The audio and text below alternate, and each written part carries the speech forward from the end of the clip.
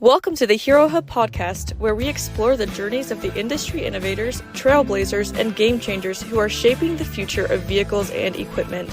Whether you're here for cutting-edge tech, business strategies, or simple love of the ride, this is where you'll find the inspiration to fuel your journey. My name is Jim Batterson. I'm the owner here at Dutchess Recreational Vehicles. We are located in Poughkeepsie, New York, which is about an hour and 15 minutes north of New York City. It is in what's called the Hudson Valley. We're pretty close to the Hudson River. It is a, mix of suburb, rural, sorts of area. A lot of folks around here have a fair amount of land, so there's a fair amount of off-roading. We are at the southern tip of where folks would snowmobile, but a lot of folks from here go north and snowmobile in the winter.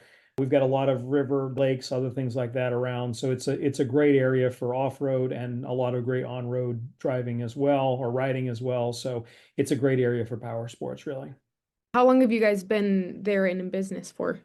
The business has been here since, I think, 1977. It's gone through several incarnations, building, burning down, rebuilding, morphing from more being a Honda and a tractor dealer to being now more a multi-line power sports dealership. Over the years, it has changed and morphed, but it's been here a long time, serving the community and serving customers here.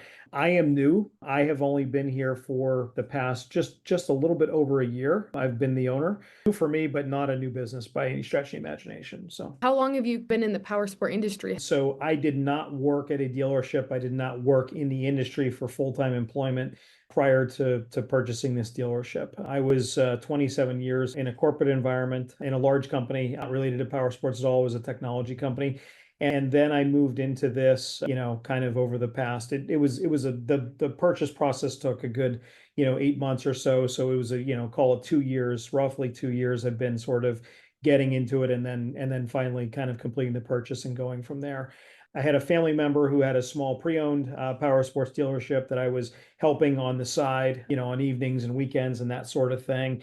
And I've been a power sports enthusiast all my life. So I've been peripherally involved, but never as a direct owner or employee or anything like that of a power sports business until the past year here. I think the past experience has been very valuable for me in the sense of inclination that systems and processes in a business are pretty important in terms of making a consistent and repeatable experience for customers. So that was something that I took from the corporate world and brought here. The biggest change for me has really been, I had several thousand people that worked for me in my last job, but there was a large infrastructure of support that was around that. With an organization that size, you've got lots of support people, whether it's in HR, finance, whatever it is. Coming to a small business, there is no such structure, so I wear any and every hat and get involved in any and everything.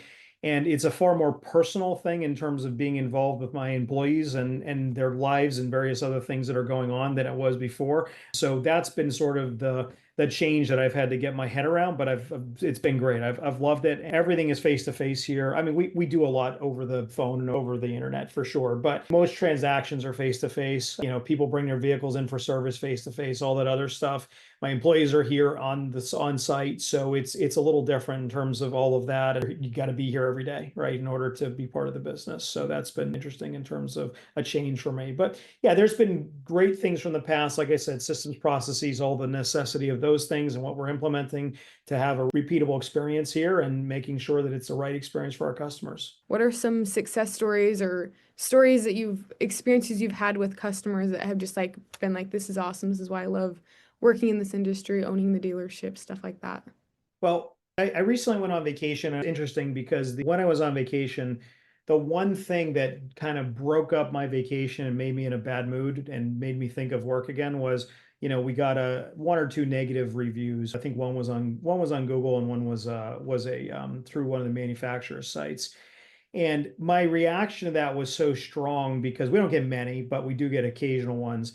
And they instantly put me in a terrible mood. And I'm like, this is really bad that we're getting negative reviews on this, right? So I started to step back and think about that. And so for me, kind of our reputation is so important to me as a business. I recently had a meeting with my team and basically said that, look, at the end of the day, I'm confident we can survive any financial crisis, any recession, anything like that.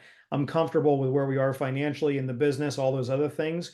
we will not survive a bad reputation, period. We will not overcome that. That is existential. That is an existential threat to us. We do not need to exist because really what we sell doesn't have to be sold, right? It can be sold by somebody else or not at all, but we have to have a good reputation as we do it.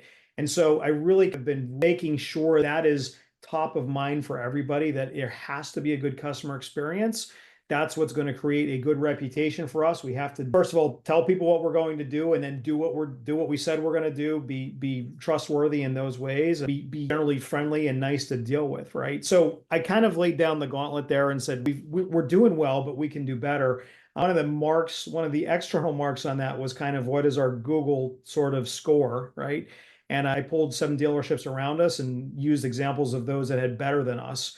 So I am pleased to say we did improve 0.1 points over the past week, which is like a big deal because we have 600 Google reviews. It's not a small number to bring that up a little bit, right? And we're on the process to bring that up a little even more as we go.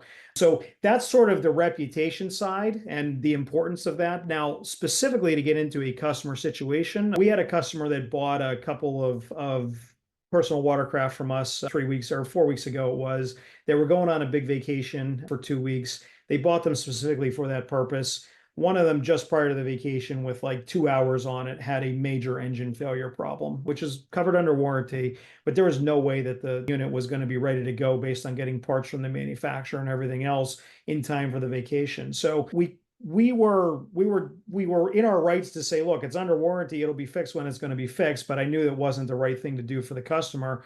So we took another machine that we had in stock, we tore it down so that we were able to basically take the parts from the engine that we needed from that and put it in the other machine and get him on his way the morning of his vacation, and he had a great vacation. So that's the type of thing where, like, again, does the customer sort of blame us because his machine broke? No, not really, because we didn't build the machine. Does he feel that we went above and beyond in terms of everything we could have done to get him back in the water and to have his good vacation?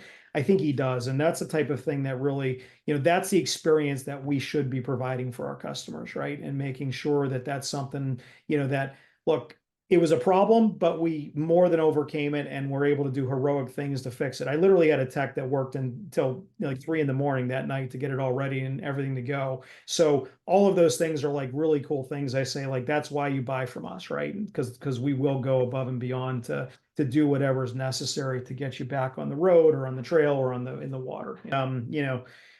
The quote from my team was, "A good name is rather be chosen than great riches," which is a proverb, right? And it's one of those things where a great riches will come oftentimes with a good name, but you got to have a good name, right? And so that's part of this is it's really a visceral thing for me that we have got to make sure that reputation stays high, that people enjoy coming here, that we treat them right, that we go above and beyond. At the end of the day, this is a service business, even though the service department is not the major part of the business. It is still a service business because the service we're providing is we bring inventory here. We help people understand what they need. We put them into that right inventory. We finance it for them, give it to them, tell them how to use it, all those things. That's all the service we provide. That's why we exist, right? So we've got to make sure that service is good, and that's a good experience. Every once in a while, maybe there are those few times that you maybe don't get the best review. What do you usually do in those situations? Are you usually contacting the person, or how do you try to improve those? I will always personally reach out and understand how and where we could have done better, and appreciate any feedback, of course, because honestly, you grow from bad feedback. I mean, you can get all the good reviews you want, and they may or may not tell you good things about it, what you're doing. But it's those times when you really hear, hey, you guys didn't do what I think you should have done. Okay. There's times when people are just complainers, and it is what it is, right? So you got to sift through those things and understand which is which. But we do take it to heart very much and learn from those things and say, we know we could have done a better job at this. So here's where, and for me, it's almost never about a person that could have done a better job. It's about how did our processes fail in such a way that it allowed this to happen, or even if it was a person who made a mistake, for that person to make the mistake or whatever it is, right? So the root cause is almost never like a single person. And it's almost always like, okay, we should have had these checks in place or these things or whatever it is to have made that a better experience or better training or whatever. And that's where we go. We try to create as low a blame culture as possible and more around let's fix the problem so that it's a better experience going forward, right? This is something I learned in corporate. Like the formula is happy, engaged employees create happy, engaged customers, and that creates good business results, right? It's not that difficult at the end of the day, right? So, if you have unhappy employees, you're not going to provide a great customer experience. It's really simple, right? So it starts there, then your customer experience, and then if that's good, you're likely going to make money as long as your business model is okay. That's sort of the way that it goes. So I don't think it's that complicated in terms of on any business. It's probably very similar. I guess going off of that, power sport, but honestly, any business, sometimes your business can take a lot of your time. How do you balance work life and home life? I wouldn't say I have the balance down necessarily. It's unique having Mondays off because we're closed on Mondays. So that's been kind of a cool thing. I don't like having to work Saturdays because I didn't used to work Saturdays, but I do now. I've got 5 school-age children, and to some degree or another, most of them are involved in the business in some way, whether it's, part-time after school, or in the summer times they're working a few more hours. My wife is here as well, a day or two a week. So, we just went to the Club BRP conference, all 7 of us went together there. So that's been sort of cool. I would say, it's still hard to kind of not work all the time because I could literally work all the time, but it's been good having the family involved and sort of, I can have the family and work at the same time to some extent. And so that's been kind of cool. Right. But I don't know. I don't think I've ever been great at having a great balance on that. And I still don't think I am, but it's one of those things where at least now, when I was working in the corporate world, my family wouldn't go to a conference with me, and, there was never any kind of involvement. So at least we're together a little bit more in that sense, You said before you even were owner, you were pretty involved with power sports. What do you guys usually like to ride or do when it comes to that? The full gamut. Off-road, whether it's dirt bikes or side-by-sides, ATVs, all of those things.